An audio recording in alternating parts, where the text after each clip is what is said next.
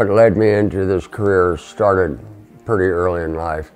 I was a fishing guide on this lake. I did pretty well. I caught a lot of fish. I charged the exorbitant rate of $7 a half day, $13 a day, and I cleaned all the walleye. But that was as a teenager. Then I went to college at the University of Kansas, and it so happened that, and I was a pretty good student, and the head person, the chancellor of the University of Kansas at that time, was a fellow named Franklin Murphy, who was a distinguished physician and was a distinguished educator, left Kansas and went and became the head of UCLA. But before he left Kansas, I went into his office one day. My family had been in the newspaper business for a long time, by now well over 100 years.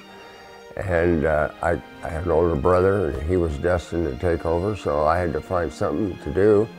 And Franklin Murphy was the chancellor's name, and he said, "John, I think you'd like medicine, and you're a good student." And I've gone to the University of Pennsylvania to get his medical degree. He suggested I go there. He helped me get in there. The first class you take as a medical student is anatomy. I like that. And so one thing led to another, and he was a personal friend. And he egged me on. At one time I wanted to quit medicine. I forget why, but I was discouraged, but he kind of rescued me. As a fishing guide, I had the honor of guiding for a man by the name of John Kirkland, who was one of the pioneers in cardiac surgery. And he became a friend, and he also urged me to go into medicine. So the influences just kind of converged, and I decided, fine, I'll go to medical school.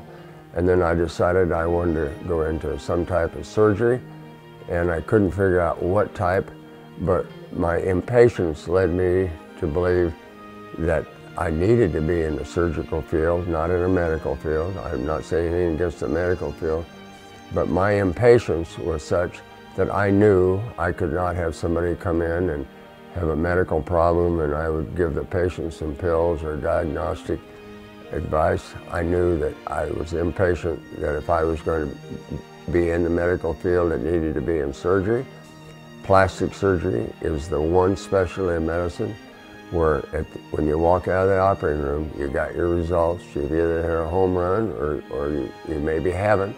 And then, interestingly enough, the man that I had been a fishing guide for at the age of 13, by then was the head of the surgical department at Mayo Clinic in Rochester. And when I finished an internship, I stayed in touch, and he encouraged me to take a residency at Mayo, which I did. And I had a general surgery residency. I left and went to the University of Kansas for a plastic surgery residency. And of just unbelievable happening, Mayo was looking for a new head of the Department of Plastic Surgery. So at the age of 33, I was invited to go back to Mayo and head the Department of Plastic Surgery. That is kind of how I got started. So then I moved to Arizona and opened up a private practice, which I am pleased to announce was voted the outstanding ambulatory facility in America of all surgical things 2 years after I opened the facility up. Every day that I went to work was an exciting thing for me, and quite frankly, it was kind of like recess at school. I was offered a football scholarship to Stanford. In fact, I have the letter that offered it to me back in my office. But my family had been associated with Kansas for many, many, many years, so my mother and father thought KU was okay for me, and it was great. Interestingly enough, about the Stanford thing, I had my 3 oldest children all graduated from Stanford on the same day.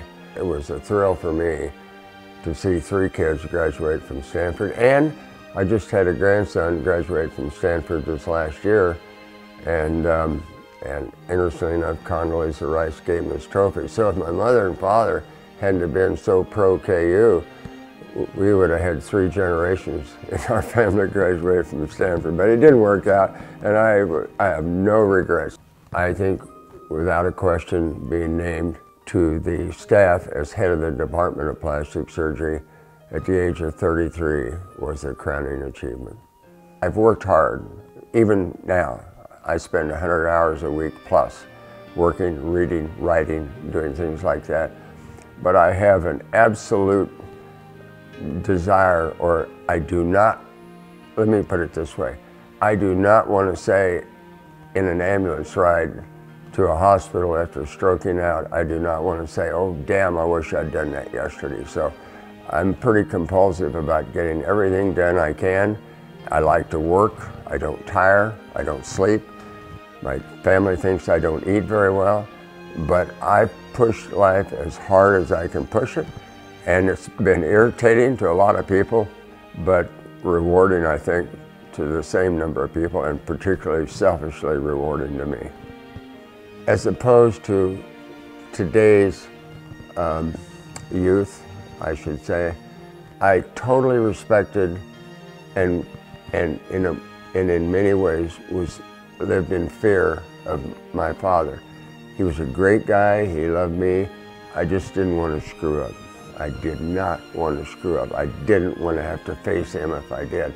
So that combination of fear and respect carried through, and let me emphasize that I was trained by some of the great surgeons in the world, in America at that time. At Mayo, a man named Jim Priestley, John Kirkland, who I've talked about previously, but the professors, the heads of the department, the men that devoted their life to making me a surgeon, I had unbelievable respect for them too. I mean, my family was in the newspaper business. They ran a great newspaper. They were recognized by national newspaper organizations. But to be able to walk into an operating room and do a cleft lip or a cleft palate or burn, or someone that went through a windshield or cosmetic surgery, that's a huge personal reward. When you go home that night, you know who you are, you know what you've done, and you're happy about it. I think the legacy that people should live is, he tried. Those are the only two words I want on my tombstone. He tried.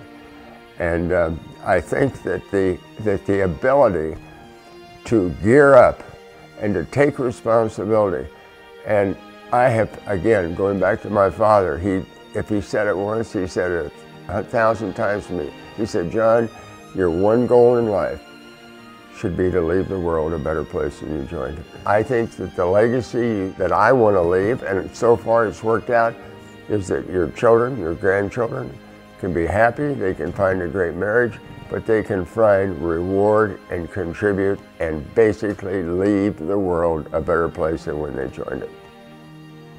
I've just had a blessed life, that's all I can say. And the kids are good, they're talented, they're employed.